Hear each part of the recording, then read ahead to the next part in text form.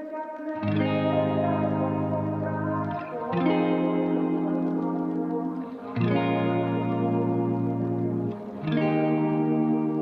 นลือថ្ងៃเล็กเลือเพลอสงัดจรงมស្រមោលអាគាររំលេងនឹងសន្ធឹកខ្យល់កាហ្វេត្រជាក់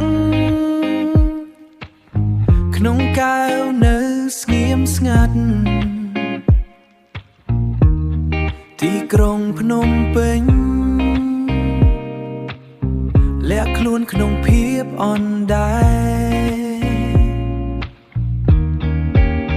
យើងđãកាត់ភ្នែកមេឃដែលកំពុងប្រែពណ៌ទុកសប្បាយបញ្ចូលគ្នាក្នុងពេលនេះ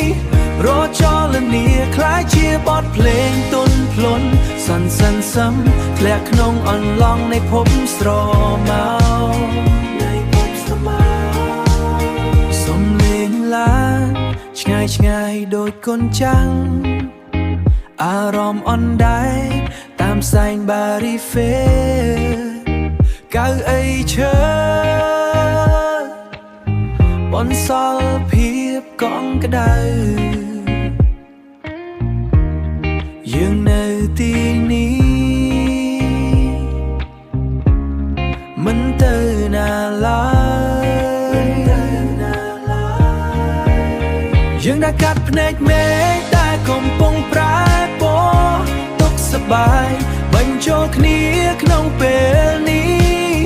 រចលនាคล้ายជាបទភ្លេងទន់ភ្លន់សន្សឹមសឹមធ្លាក់ក្នុងអន្លង់នៃភពស្រមោលបើពេលវេលា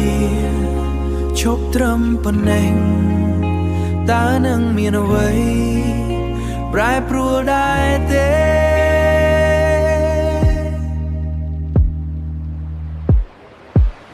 យើងđãកាត់ភ្នែកមេឃដែលកំពុងប្រែពណ៌ទុកសប្បាយបញ្ចូលគ្នាក្នុងពេលនេះរចលនាคล้ายជាបទភ្លេងទន់ភ្លន់សន្សឹមសឹមធ្លាក់ក្នុងអន្លង់នៃភពស្រមោលល្ងាចនេះស្អាតណាស់ស្ងាត់ស្ងាត់កន្លង